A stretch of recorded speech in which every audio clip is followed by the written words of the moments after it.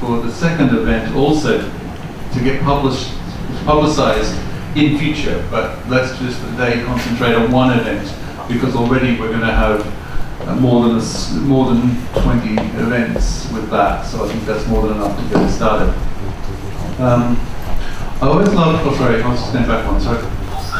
This is probably the most important slide of the lot. It's wonderful how children can organise themselves without conferences, but, and of course, the point that Norman made before about starting from the preschool and working at board, I think in terms of from a creative perspective is very important. But unfortunately, probably those to whom we have to answer won't agree that we can just sit on a tree and make decisions. Although tomorrow, there is the opportunity more or less to sit on a tree or around the lake and make decisions. But as the next bit is going to be fairly bureaucratic, I suppose, I thought I'd start with that concept. So basically there's a few traditional issues of organisation which I think we need to look at. We've given some preliminary thought to this. What I'd like to do with this session is, in the first instance, give some general approaches, but then the main part of this session I actually want to run more as a sort of brainstorming session as to what we do within some of the areas and sections that we'll propose. So first of all, one of the things we need to work forward as an organisation is how we work membership. The proposal we have is, as I mentioned before, the idea that there is a sense where let's say that the primary purpose of an institution might be to develop professional qualification in individuals who go on into the profession. And what we're saying is for that, where the primary purpose is that, we'd make it a membership, where the primary purpose will have people who will end up like that, but where the primary purpose is different from that, it would be associate membership. Where the primary purpose is membership that would also relate to being in the region, whereas an associate membership would relate to institutions who might be interested in knowing about us, connecting with us, networking with us, but who come from outside the region, or come from without, and obviously all come from outside music. So as Norbert mentioned before, there's a whole range of professional organizations, educational organizations, for example, broader arts organizations and so on, who may have an interest in being connected with the specifics of music, but which come from outside. So in a sense, that's a proposal, but we're not so advanced on our tree that we can actually work out how we're doing in votes about such proposals, but I'd like to just put that forward as a suggestion at this stage. And I think that's a really important thing. Probably it's going to take us a year, so that the next Congress would be a point where we can formalize some of the structures and so on. But what we'd like is an interim period to try and work forward with something so that we can put proposals to the full group, who by then would be registered for votes. We still have to work out even some things like whether associate members get to vote, so there's a few tricky things along the line there. The really important thing though is we now do have an office and a centre, and I wanted to talk a little about what that office or centre has dedicated funding towards, because this will be relevant for people who may be running events. Just before that though, in discussing with membership, we think it's going to be important that institutions register for membership and that we're actually acknowledging the registration through some sort of registration annual fee. We're looking at something around 100 US. I mean, we're not talking about anything more than that, but something that actually gets people to go through a process of connection. So that's another one of those propositions that we can't yet vote for. Office and centre. So obviously some of the funding that's been delineated does relate to office costs. So the idea is that there would be, I think it's 5 offices in total. It was 1 plus 4, I think. In the office in Bangkok, taking things forward. And obviously that's facilities, equipment, utilities, and so on. But there are funds available for supporting some of the Congress costs here. So for example, as you know, most accommodation has been able to be covered here. Obviously the meals and so on, and support so that the host organisation is not out of pocket as a consequence of running this, because as Norbert pointed out before, time is valuable, and the time that is being given deserves acknowledgement from Vietnam, and will also be the case in future situations. There is some funding for joint activities. Now, in the main, this is actually not for the activity itself so much as for some of the ancillary costs that will come, for example, getting students to events and so on. And again, that would have to be bid for, so a lot of this year is actually going to have to be about setting up mechanisms for requesting that and clarifying exactly what sort of grants would be available. There's also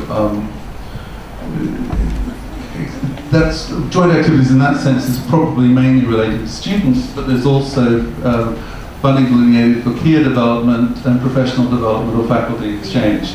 So that by peer development, one of the suggestions would be that people wanting to run a faculty workshop, let's say for a day, as professional development, could seek funding for an individual from another organisation to come along and perhaps run or have a participating role to play in relation to that sort of development. So institutions have access to the possibility for support from elsewhere in the region to take some of those sorts of things forward. I'm sure you'll all get the concept of all of those, but the final one, creative projects, is to actually try and put on one or two specific events in the year where we try to get students together to do something. The suggestion last year was not to make it repertoire based, because there's a limitation on repertoire based in that if it's Tchaikovsky, then the average instrument from a local context in Bali, for example, is not likely to be on the stage. So the idea is instead to try and get something that's more of an improvisatory cross-genre style together, and we see what comes out of it. So that would be the proposal with one or two of these things. So it can be obviously need to be hosted in one place. We need to work out if people have suggestions for that, then maybe funding for that. But that's the type of thing that was proposed last year would make more sense. So it's not about funding the next orchestral concert and so on. The suggestion was that a lot of this is sort of mirroring on the, well, to be honest, it's mirroring quite a bit on the European setup, but it's actually consistent with most of the other organisations, that you'd have a sort of council or a secretariat, or what's the AEC, the NASM calls it, I can't remember it. A sort of central group that can meet perhaps a little bit more often, take some of these things forward.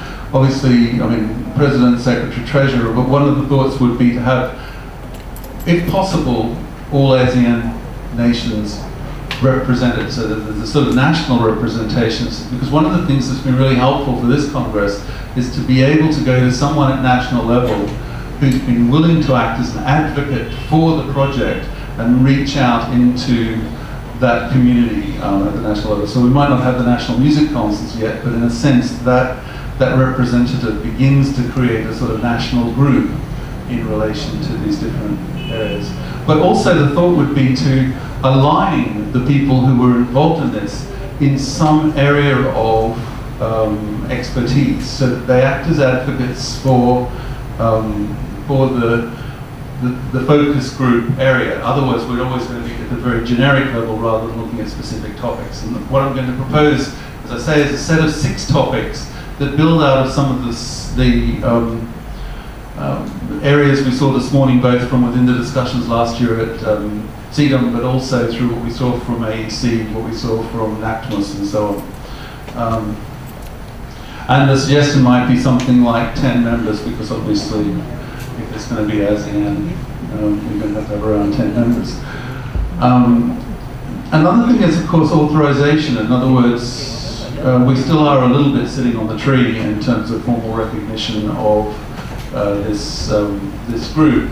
We're working forward within the Thai context for getting endorsement of the group, but obviously I'm sure at various national levels there's going to need to be some recognition of that this has value. So one of the things I think that we need to be looking at from an organizational standpoint is to get endorsement of and awareness even of this group going on. Because obviously what we aim to do is that over the next few years to build the membership, probably potentially to double this.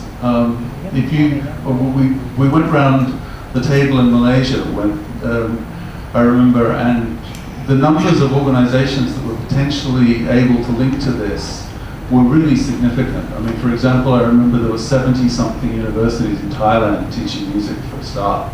And then obviously, once we get beyond the public sector into some of the private schools, and we get into different community contexts where professional musicians grow and so on, one recognizes there are potentially hundreds of organizations out there. Now, how big one gets depends on the level of value that is obviously seen within this. And it's useful in a way to be able to let it grow organically, to let it grow reasonably slowly, so that we can make the connections meaningful within the group. And so if we look this year, it looks like about a third of the people here have been before. Some people who aren't here this time have been actually reasonably regular attenders in the past. So there are still active members who haven't been able to come this time. But the fact that you've got 2/3 of the community here today new is not unusual, right? I've been to probably about 15 to 20 AEC congresses, for example. Almost every congress, nearly half of the people are new, even though the institutions have been there for a while because of changes in personnel or role or responsibility. So there will always be that evolution, but it actually helps the sense of friendship, community, and so on. And the final thing is, obviously, as Norbert pointed out this morning, we need as an organization to have connections, networks beyond music. And so it's about identifying those partnerships, whether they're international partnerships within music or whether they're connections to arts councils, to ministries of education, to other supporting organizations, just so that it's known that there is this community developing. My own take, I'm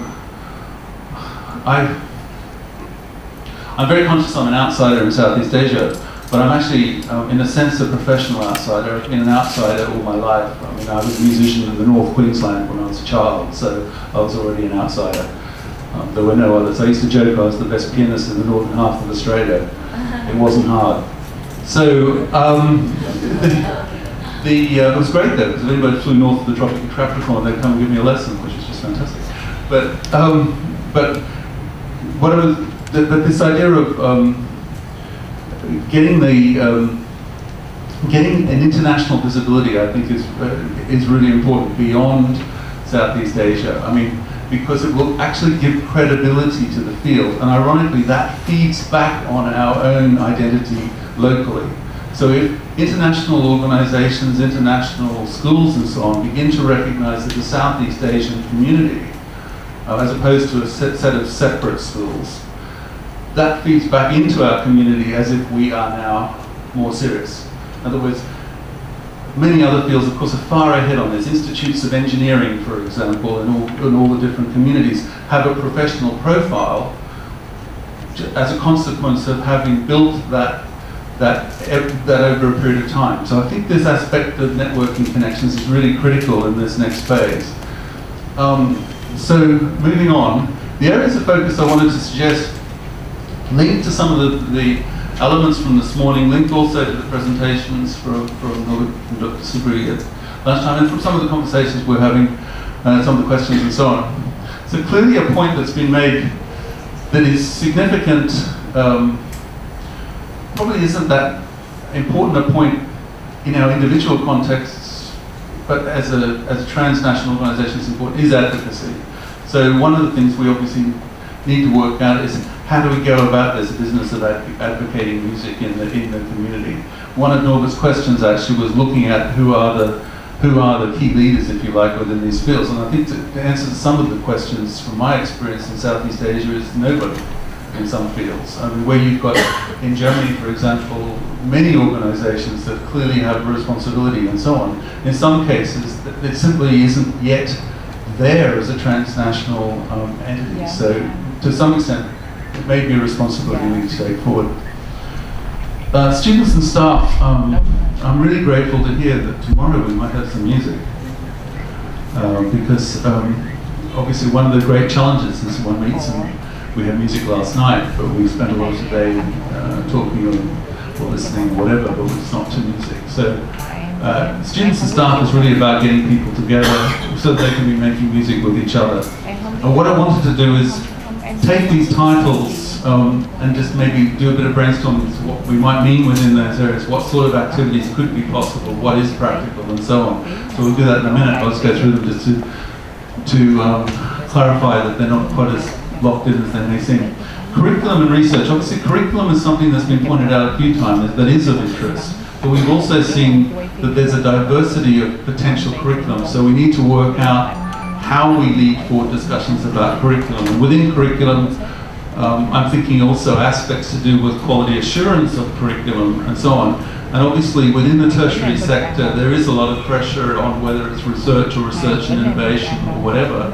It is a real issue within our sector. It's a burning question that needs transnational support, clarity, and so on. So linking curriculum to research, I think, is really important, because I know in my own institution there's a risk that faculty answering university needs are actually doing things that are distinct in some cases from what the curriculum needs are. And I think that's unfortunate, but it's sometimes difficult to manage. It's not impossible, it's just sometimes the university's own guide as to what it's looking for doesn't easily connect with the